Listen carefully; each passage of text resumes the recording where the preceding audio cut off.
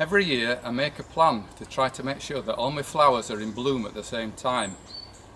I have a planting scheme to try to create a wall of colour that looks at its best in the first week in September when we open our garden for charity.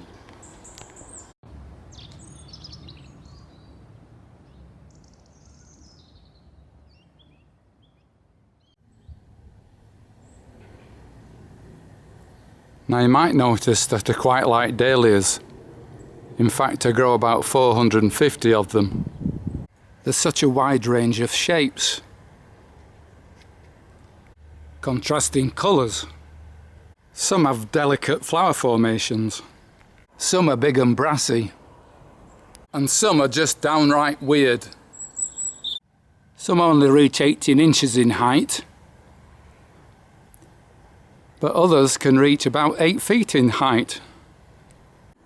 In fact, some of my favourite varieties are the taller growing ones, such as Westerton Ella Grace, Rycroft Delight, Kenora Clyde, Home at Land, and Kenora Wow. In theory, it will be possible to create a wall of colour using dahlias alone. But because dahlias come in every colour apart from blue, I needed something extra. So I invested in some blue asters, verbena, and some salvias to create a blue effect. The other thing about the dahlias that I grow is that I use mainly fully double varieties. When it blooms past its best and starts to expose its pollen, I deadhead it to try to stimulate further flower growth. That's not good for attracting the bees, so I'd grow some open-scented plants like Argyranthemums, Rudbeckias, Salvias, and late-sown marigolds. When I first started growing dahlias, I bought some in a plastic bag from a garden centre. But some were disappointing. Though they had pretty flowers, the stems weren't strong enough to support the blooms. Others went quickly open-scented. I realised that I had to be ruthless, so varieties like that went onto the compost heap. It was only when I went to a flower show and saw dahlias on the exhibition bench that I realised that there were a lot better varieties on the market. Some British dahlia growers spend their summers crossing the best varieties. They try to produce seeds from which new varieties will come. They hope to produce varieties that will do well in competition. The ideal dahlia's got lots of petals in a perfect formation, strong stems, and flowers that bloom at an angle of about 45 degrees.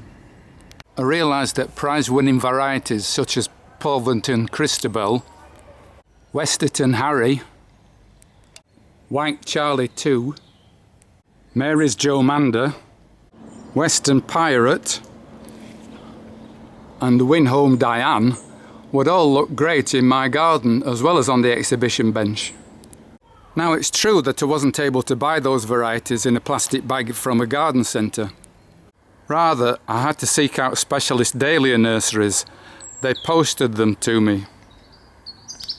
But I think the extra effort to find the best varieties is well worth it.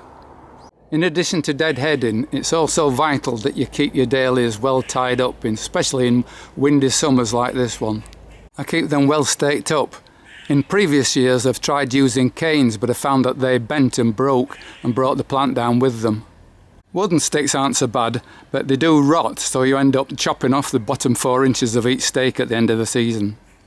Plastic covered metal ones are okay, but there's a tendency for the plastic to crack, expose the metal, which then goes rusty. It's only in recent years that I've discovered rebar, reinforcement bar that they use in concrete. I bought some rusty rebar, painted it in green rust resistant paint, and they've been absolutely brilliant for me. They don't bend, they don't rust, and they're dead easy to get into the ground.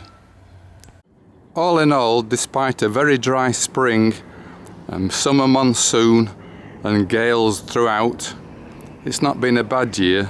The plan seems to have come to fruition. But next year I'm determined to do even better.